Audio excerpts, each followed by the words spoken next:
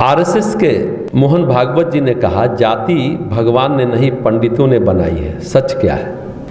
आपको क्या लगता है जाति किसने बनाई? देखिए, अभी हमने अब 2-3 उदाहरण दिया, फिर उसी को हम बताते हैं। भगवान ने गीता में क्या कहा है? चातुर्वर्ण्यम मया सृष्टम गुण कर्म विभाग सह। अब इसको क्लियर समझिए। गुण कर्म के आधार पर वर्ण बने हैं। जाति शब्द जन्म सूचक है, जन्म लेने वाला। जाति जन्म लेने के आधार पर होता था, उसमें गुण और कर्म का महत्व नहीं है। इसलिए ज्योतिष में भी एक शब्द है जातक। जातक शब्द का प्रयोग होता है। जातक मतलब जन्म लेने वाला। और फिर उस आधार पर जन्म कुंडली बनाते हैं, लिखते इस जातक का ऐसा होगा, इस जातक का ऐसा होगा, लिखा रहता है। गीता में कहीं जाति शब्द का वर्णन नहीं है, कोई उल्लेख नहीं है। वर्ण शब्द का उल्लेख है शास्त्रों में या मनुस्मृति में। हम वर्ण शब्द पढ़े हैं, जाति शब्द नहीं पढ़े हैं। वर्ण आश्रम व्यवस्था पढ़े हैं। शूद्र में जन्मा व्यक्ति भी ब्राह्मण हो सकता है गुण कर्म स्वभाव से, और ब्राह्मण भी शूद्र हो सकता है। बस इतनी ही बात है कि गुण और कर्म में हमेशा विकास करना, विकास की बात है। अभी हमने कहा ना, जन्मना जायते शूद्र संस्कारात द्विज उच्चते। जन्म से सभी शूद्र होते हैं, जब उनका संस्कार होता है तो वो द्विज होते हैं। द्विज मतलब दूसरा जन्म। उपनयन संस्कार बोलते हैं ना, सब लोग कराते हैं। एक नयन माँ के आंख से मिला संसार को देखने के लिए, एक नयन गुरु के ज्ञान से मिलता है संसार को समझने के लिए। इसलिए यज्ञोपवीत संस्कार को, जनेऊ संस्कार को उपनयन संस्कार कहते हैं। उपनयन संसार को समझने की दृष्टि गुरु के ज्ञान से मिलती है। एक दृष्टि माँ के पेट से मिलती है संसार को देखने मात्र के लिए। बहुत गहरी बात है। और वो जन्म के 7वां साल और गर्भ के 8वां साल में हो जाना चाहिए, जब बाल्यावस्था से किशोरावस्था में बालक प्रवेश करता है या बालिका संतान। वो सबका होता था। किशोरावस्था, teenager, psychological changes, biological changes, emotional changes, physiological changes आता है। लेकिन अब तो हम लोग तो संस्कार को संस्कार रहने नहीं दिए, प्रदर्शन बना दिए, दिखावा है, आडंबर है। अब जनेऊ कराने में मरवा गाड़ेंगे, भोज करना होगा, लाखों खर्च होगा, तो शादी के समय करते हैं। अरे वो कच्ची मिट्टी है, उस समय ना मोल्ड करिएगा तो सही दिशा में जाएगा। 25 साल 30 साल में शादी करके जनेऊ करा के क्या हासिल करेंगे? यज्ञोपवीत संस्कार का मतलब कहाँ रह गया?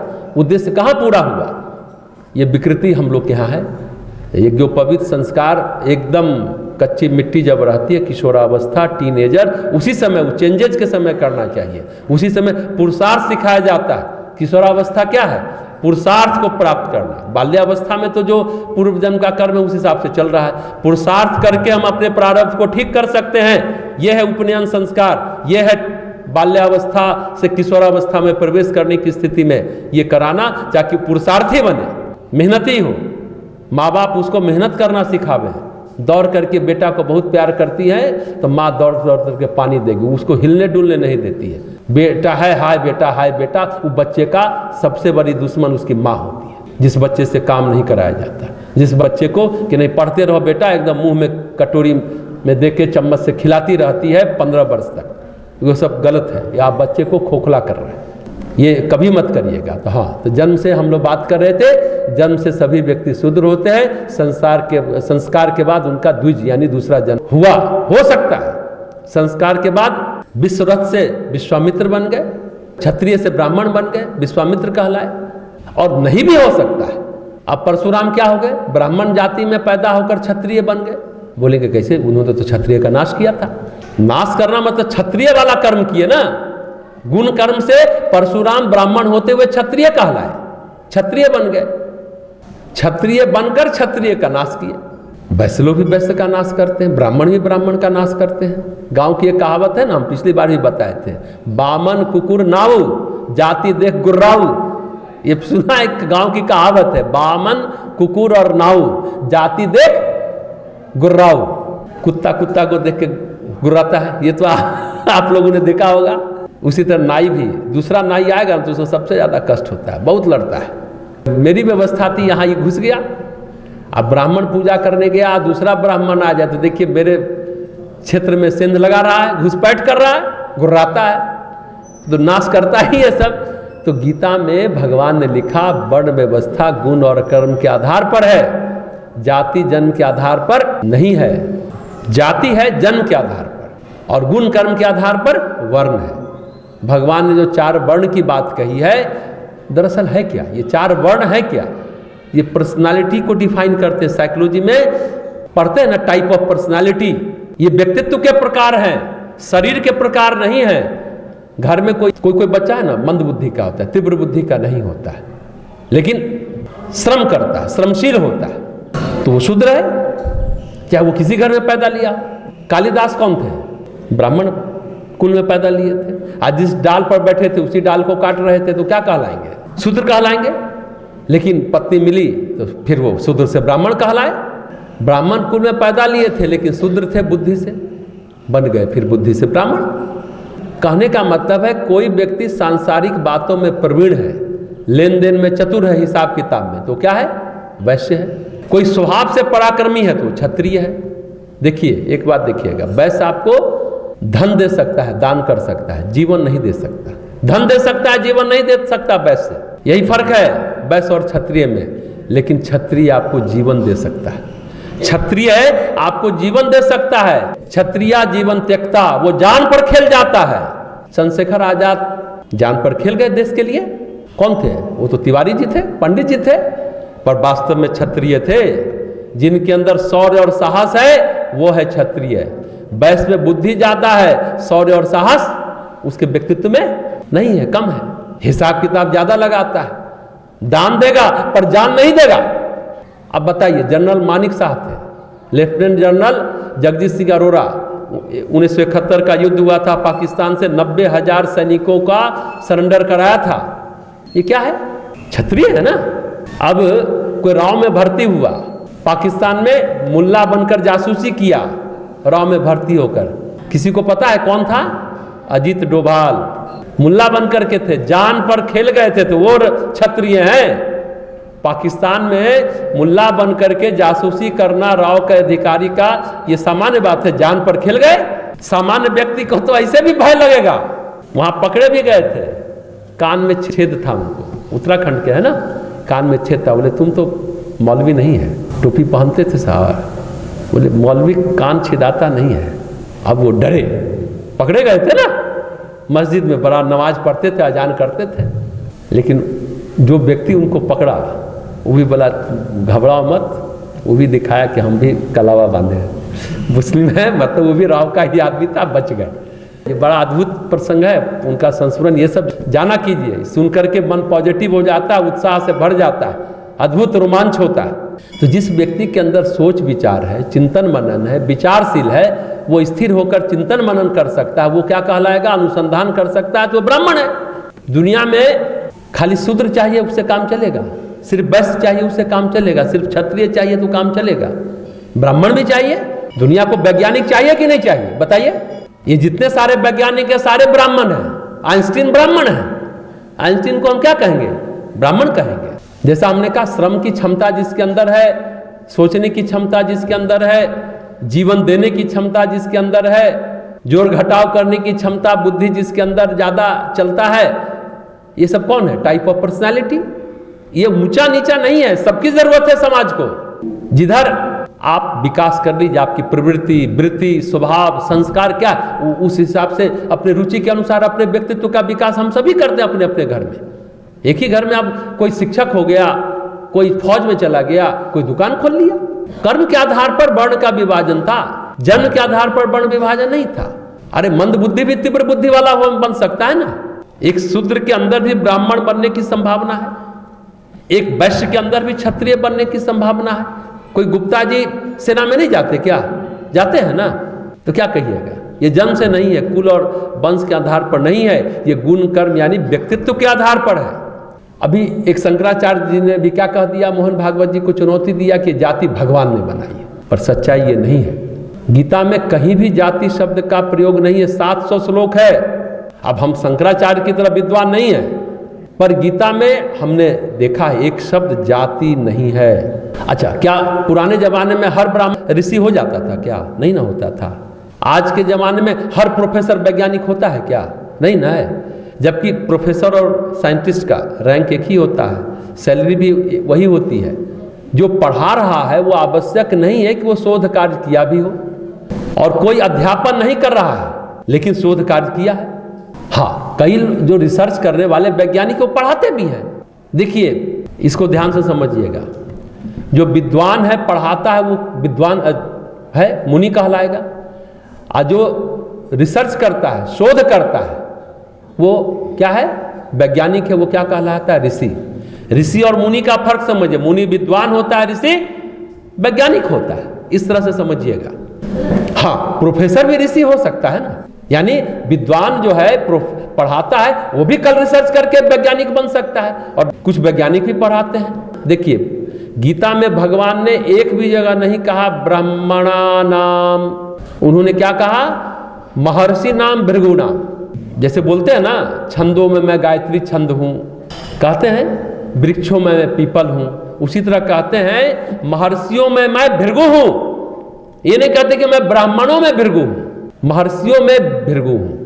भृगु बहुत तपस्वी ऋषि थे, सभी ऋषियों में श्रेष्ठ ऋषि भृगु ऋषि को माना जाता है। ज्ञान में बहुत श्रेष्ठ थे, भारत में ज्योतिष विज्ञान के प्रवर्तक माने जाते थे भृगु ऋषि। भृगु संहिता है ना, तो ये क्या है, ये टाइप ऑफ पर्सनालिटी है। जातक शब्द भी गीता में नहीं है, ज्योतिष का शब्द है ये। अभी हमने सत्यकाम जाबाल की बात कही, माँ शूद्रा थी, दासी थी, वेश्या थी, एक साथ तीनों थी। जाबाला दासी थी, पहले हर दासी वेश्या होती थी क्योंकि कई पुरुषों से संपर्क होता था। पहले क्या होता था, किसी को खाना पीना अनाज दिया जाता था तो एक दासी भी दी जाती थी भोग के लिए। पहले समाज में दासियां होती थी ना, जाबाला भी उसी में एक थी। हालांकि ये समाज की विकृति है, उस समय भी थी, आज भी है, आज भी है, आज किसी दूसरे रूप में है, पर है विकृति ही कि अनाज दिया तो एक दासी भी दे दिया उपभोग करने के लिए। ये गलत है, आज भी होता है, बहुत चीज पेश किया जाता है, हम उसमें नहीं जाना चाहते। पर जवाला तन से दासी थी, मन से दासी नहीं थी। मन से वो सोच विचार करने वाली थी, सत्य बोलने वाली थी। बेटे जब सत्यकाम गौतम ऋषि के पास ज्ञान लेने गए तो बोले कि पहले तुम बताओ कि किस वर्ण से हो, कौन है तुम्हारे पिता का नाम बताओ। पिता का नाम सत्यकाम को मालूम नहीं था। वो गए माँ के पास, बोले कि पिता का नाम बताओ। तो सत्य बोलने वाली थी ना, बेटे से नहीं छिपाया कि तुम्हारे पिता कौन है मुझे नहीं मालूम, इतने पुरुषों के साथ संपर्क कर चुकी हूं, हाँ मैं तुम्हारी माँ हूं, पिता का नाम मैं नहीं जानती। तब तुम अपने गुरु को यह बात बता सकते हो। किसने कहा? जवाला ने कहा। सत्यकाम ने यह बात गौतम ऋषि को बताई। उन्होंने एक क्षण में कहा तुम ब्राह्मण हो, सच बोलते हो और तुम ज्ञान के अधिकारी हो। कहाँ ये सब बातें हैं भाई? और पंडित ने बनाई, ये सही है कि जाति भगवान ने नहीं बनाई, मोहन भागवत जी कह रहे हैं, जो प्रश्न है आपका। लेकिन पंडित ने बनाई ये भी गलत है। पंडितों को दोष देना भी सही नहीं है। अरे ये व्यवस्था समाज ने बनाई, समाज में बनता चला गया, धीरे धीरे विकृति आती चली गई। ये सामाजिक प्रथा है, जाति प्रथा, व्यक्तित्व का वर्गीकरण है, क्लासिफिकेशन है, वर्ण व्यवस्था। लेकिन एक बात इसको अच्छे से सोचिए, ये प्रश्न बड़ा आजकल बहुत चल रहा है। संसार में ऐसा कौन व्यक्ति है जिसको अपने परिवार, अपने बच्चे से थोड़ा बहुत भी लगाव ना हो? अरे डॉक्टर है तो अपने बेटे को डॉक्टर ही बनाना चाहता है, उद्योगपति है तो अपने बेटे को उद्योगपति का भार देता है। अब अंबानी अपने बेटे को बेटी को ही दिया है ना। बेटी की दोस्त है कियारा अडवाणी, है ना, कियारा बेटी की दोस्त थी, क्या उसको दे देगा? बेटी को ही देगा ना, बेटा को ही देगा अंबानी। ये एक मनोवैज्ञानिक बात है, ये दुर्गुण नहीं है, एक स्वभाव है, लगाव है, प्रेम है अपने परिवार से, ये व्यक्तित्व की बात है। अब देखिए पंजाब और उत्तराखंड है, वहां से सभी लोग सेना में ही जाते हैं, कई पीढ़ी, 2, 3, 4 पीढ़ी से सेना में है। हर पिता चाहता है कि मेरा बच्चा फौज में जाए। आप देखिए पंजाब में और उत्तराखंड में यह है। अब बने ना बने वो अलग बात है, चाहता जरूर है। क्षत्रिय पिता है तो बेटे को तलवार सिखाता है, पंडित है, ब्राह्मण है तो बेटे को पाठ पढ़ना सिखाता है, संस्कृत सिखाता है ना। सिखाना चाहिए भी, कोई गलत नहीं है।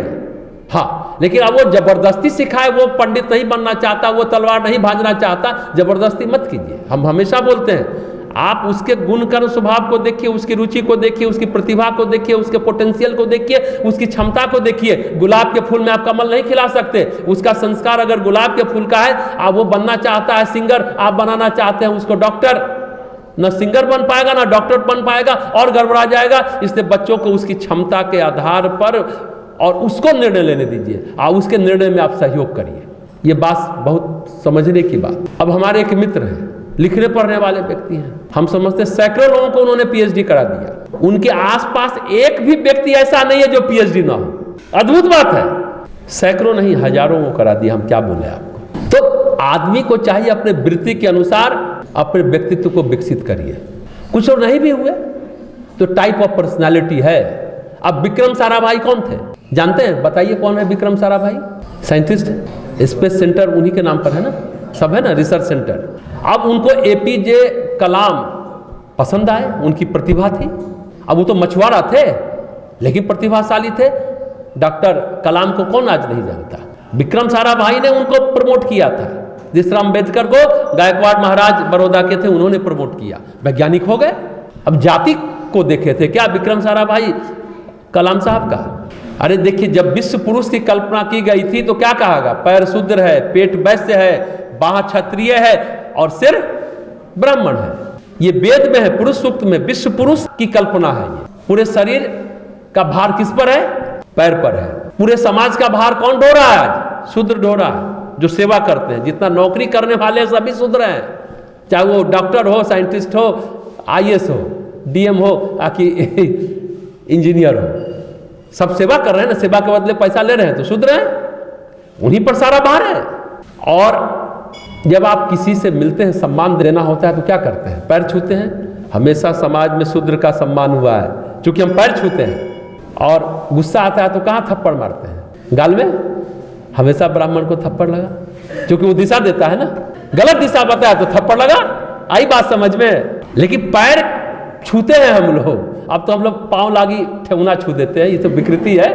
पैर छूने भी कोई अब नहीं जाता। तो कहने का मतलब है कि मिलने पर हम पैर छूकर उनका अभिवादन करते हैं, सम्मान करते हैं, सबसे पहले पैर को। और शरीर का भरण पोषण कौन करता है? पेट करता है। अब जिस नगर में दुकान ना हो, व्यापार ना हो, तो सभी जनता का होश उड़ जाएगा कि खरीदिया कहाँ से? चावल दाल सब्जी छोड़िए, आज के लड़के लड़कियां को पिज्जा बर्गर चाहिए, कहाँ से खोजेगा? होश उड़ जाएगा। जिंदा रहना है ना तो दुकान चाहिए ना, व्यापार चाहिए ना, तो पेट भी महत्वपूर्ण है। पैर को बल कौन देगा? पेट देता है ना। पेट में अनाज, देखिए इस तरह से समझिएगा, जाति प्रथा समझ में आ जाएगी। इसके बाद ये सब प्रश्न मत करिएगा। पैर को खड़े होने की ताकत कौन देता है? तो पेट देता है। हाथ को भी मेहनत करने की ताकत पेट देता है। बंदूक चलाना है, कलम से लिखना है तो हाथ चाहिए ना, तो क्षत्रिय है। और बिना सिर के आप कुछ सोच सकते हैं क्या? नहीं सोच सकते। क्या आप पैर से सोचिएगा? सिर से, दिमाग से, मस्तिष्क से सोचिए तो ब्राह्मण है, वो भी महत्वपूर्ण है। तो ब्राह्मण क्या है? सिर है। समाज में ये इस तरह की कल्पना की गई, विश्व पुरुष की कल्पना है। ये कोई गलत नहीं है, सबका अपने अपने जगह महत्व है। अब सिर सोचेगा कि पैर को किधर जाना चाहिए, बिना विचारशील हुए, बिना सोचे विचारे पैर कहाँ चल देगा? हाथ किधर बढ़ेगा? बहुत महत्वपूर्ण है, चारों महत्वपूर्ण है, कोई किसी से कम नहीं है। एक और चीज समझिए, उंगली है, चाहे हाथ की उंगली हो चाहे पैर की उंगली हो, उसमें चोट लगे तो दर्द तो बराबर होता है ना। सारे पैर में घाव हो गया, काट के हटा दो, सुधर है, हटा दो, बेकार की बात है। इस तरह से सोचना ही गलत है। दोनों में समान दर्द होता है, चाहे पैर की उंगली हो कि हाथ की उंगली हो, अलग अलग नहीं है। पंडित विचारशील होता है, इस बात को भी समझिए। एक बात समझिए, हम 24 घंटे क्या रहते हैं? हम कभी शूद्र बनते हैं, कभी वैश्य बनते हैं, कभी क्षत्रिय बनते हैं, कभी ब्राह्मण बनते हैं। आप लैट्रिन गए, हाथ धोए तो हाथ अछूत हो गया, उसे जब तक सफाई नहीं करते तब तक हाथ को अलग रखते हैं तो अछूत हो गया। साफ कर लिए तो फिर अछूत नहीं रहा, लेकिन आप उसको हमेशा अछूत तो नहीं बोलिएगा ना। ये आज समाज में यही विकृति है, ये हो गया गड़बड़। साफ कर लिए तो नहीं हुआ। नाली साफ कर रहे हैं, अपने घर का लैट्रिन बाथरूम बहुत लोग साफ करते हैं, झाड़ू लगाते हैं, तो क्या वो शुद्र हो गया? वही झाड़ू लगा करके अपना रूम सही कर लेते हो, फिर बैठ के पढ़ने लगते हो तो ब्राह्मण हो गए ना। सड़क पर जा रहे हो, कोई किसी को छेड़ रहा है, तुम बचाए तो तुम क्षत्रिय हो गए। पढ़ लिख के तुम दुकान खोल लिए तो वैसे हो गए। ये सब बेकार की बात है। इस चीज को भली भांति समझिए। न पंडित ने बनाई, इस समाज में विकृति व्यवस्था बनी, लेकिन भगवान ने वर्ण व्यवस्था बनाई। और गुण कर्म के आधार पर बनाई। अब क्लियर हो गया? चलिए बात को खत्म करते हैं।